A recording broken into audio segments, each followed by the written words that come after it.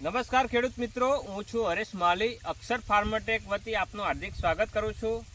આજે એક વાવ તાલુકાના બિયક ગામની અંદર પ્રગતિશીલ ખેડૂત એવા અમારા વનરાજભાઈના ખેતર ઉપર અત્યારે આવ્યા હતા અને એમને બાગાયતની ખેતી કરે છે.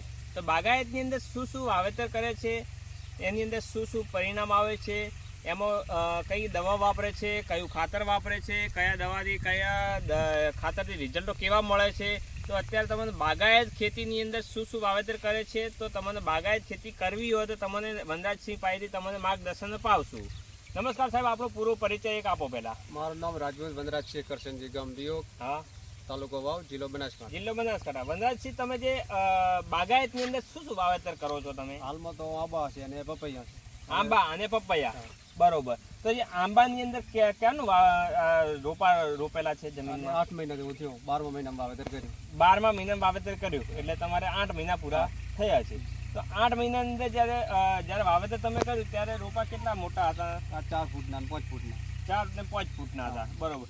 તો તમે જે વાવેતર કર્યું એના પછી તમે પાયાની અંદર જે આપણે ખાતર આપવા પડે આંબાની અંદર કે કોઈ પણ પાકની બાગાયતમાં, એમાં તમે કયા ખાતર રૂપે કયું ખાતર આપેલું? ખાતર રૂપે તો આપણે જે આવે પૃથ્વી અમૃત એ જ આપ્યું, બીજું એ પૃથ્વી અમૃત આપ્યું, બરોબર. તો પૃથ્વી અમૃતથી આંબાના છોડની અંદર શું ફાયદા થાય છે? એમાં તો ઘણા બધા ફાયદા થાય છે કે અળસિયું પેદા થાય, જમીન પોચી રાખે, હા, અને વિકાસ પણ એનો સારો રહે. વિકાસ એટલે છોડ મજબૂત રાખે, અને અળસિયા પેદા થાય એટલે જમીન પણ પોચી બને. ખાતર નતા વાપરતા ત્યારે અળસિયું જોવા નતો મળતો, પણ હવે ખાતર વાપરવા મળ્યા ત્યારથી અળસિયું દેખવા મળે. પહેલા તમે રાસાયણિક વાપરતા? પહેલા રાસાયણિક વાપરતા, બરોબર. જે રાસાયણિક કેમિકલ દવાઓ, કેમિકલ ખાતરો આવતા એના કરતા હવે અત્યારે જો ડીએપી લાવો ને એના કરતા સસ્તો પણ પડે યાર, બરોબર, સારો પણ આવે. ખર્ચાની અંદર કહેવા જો તો સસ્તું છે, સસ્તું છે, બસ. ને ઓર્ગેનિક છે, જમીન સુધરે છે, જમીન પોચી બને છે, કોઈ નુકસાન નથી જમીનને, ઘણી રીતે સારું, જમીન ફળદ્રુપ બનાવે છે.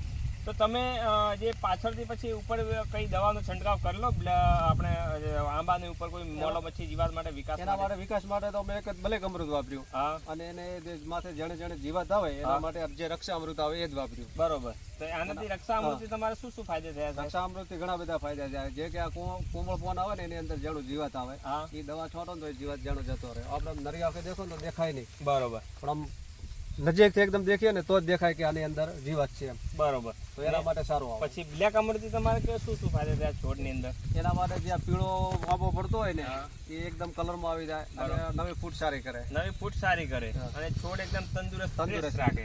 તો તમે જે આ બ્લેક અમૃત, રક્ષા અમૃત, પૃથ્વી અમૃત ખાતર તમે કયા પાકની અંદર ઉપયોગ કરો છો સાહેબ? અમે આમ તો હરેક પાકમાં ઉપયોગ કરવો, બાજરીમાં કરવો, રાયડામાં કર્યો, મગફળીમાં કર્યો, આંબામાં કર્યો, આ પપૈયામાં હવે ચાલુ જ કરવાનું છે. રોપી દીધા છે પપૈયા, બરોબર, એમાં હવે ચાલુ જ કરવાનું છે. બરોબર. તો પછી નેક્સ્ટ ટાઈમે તમે બીજું શું વાવેતર કરવાના છે બાગાયતમાં? બાગાયતમાં હાલ લેબુ ને બંને લાવલ પડ્યા છે, 600 કોટ. બરોબર. લીંબુનું વાવેતર કરવાનું, લીંબુની અંદર પાયાની અંદર આ જ ખાતર આપશો હવે? આજ આપશી. બરોબર. તમારે જે રાસાયણિક ખાતર તમે વાપરતા મગફળીમાં, બાજરીમાં અને બીજા કોઈ અન્ય પાકમાં, એ રાસાયણિક ખાતર ને પેસ્ટિસાઇડ કેમિકલ દવા વાપરતા, એ ખર્ચાની અંદર આ ખર્ચાની અંદર શું તફાવત આવે સાહેબ તમારે? ડિફરિંગ આવે. કેટલું?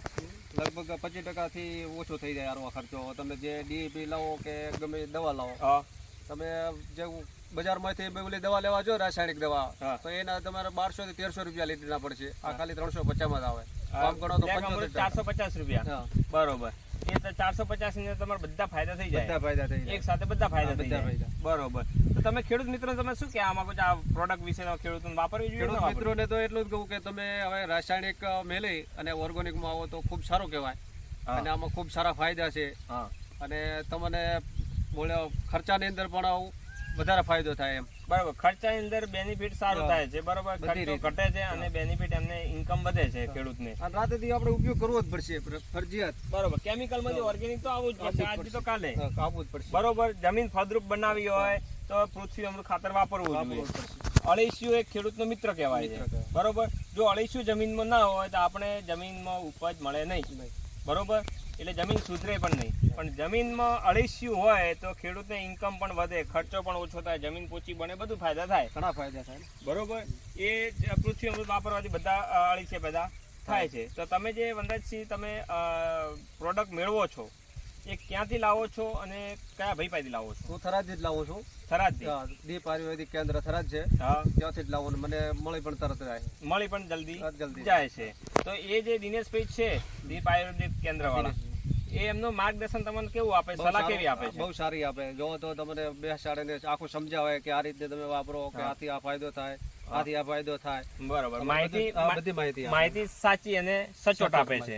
બરોબર, તો ખેડૂત મિત્રો આપણે દેખાડીએ કે આંબાની અંદર, ખેતરની અંદર આંબા કેટલા છે, કેટલા વાવેતર કરેલા છે? 238 રોપા વાવેતર કરેલા છે આંબાના. અને આંબાની અંદર હરેક છોડની અંદર પૃથ્વી અમૃત ખાતર આપેલું છે, બ્લેક અમૃત ને રક્ષા અમૃત દવાનો ઉપર છંટકાવ કરેલો છે. અને અત્યારે સાઈડની અંદર ભેગી આગળ મિક્સમાં એમને મગફળીનું વાવેતર કરેલું છે. ત્યાં તો મગફળીની અંદર પણ પૃથ્વી અમૃત ખાતર 100% ઓર્ગેનિક છે. અને ઉપરથી બ્લેક અમૃત ને રક્ષા અમૃત દવાના છંટકાવ કરેલા છે. આમાં વિકાસમાં, બેઠકની અંદર, કલરની અંદર 1 નંબરનું રિઝલ્ટ છે સાહેબ એમને. તમારે થરાદ તાલુકાની અંદર આ પ્રોડક્ટ વિશે તમારે વધુ માહિતી લેવી હોય અને પ્રોડક્ટ મેળવવી હોય તો એમનો એડ્રેસ છે દીપ આયુર્વેદિક એન્ડ ઓર્ગેનિક કેન્દ્ર, સીતારામ ટ્રાવેલ્સની ઉપરના ભાગમાં, કોંગ્રેસ કાર્યાલયની બાજુમાં. દિનેશભાઈ પ્રજાપતિનો નંબર છે એમનો 97 145 67 141. આ નંબર ઉપર કોલ કરી અને ઓફિસના ટાઈમે તમે પ્રોડક્ટ મેળવી શકો છો. ધન્યવાદ.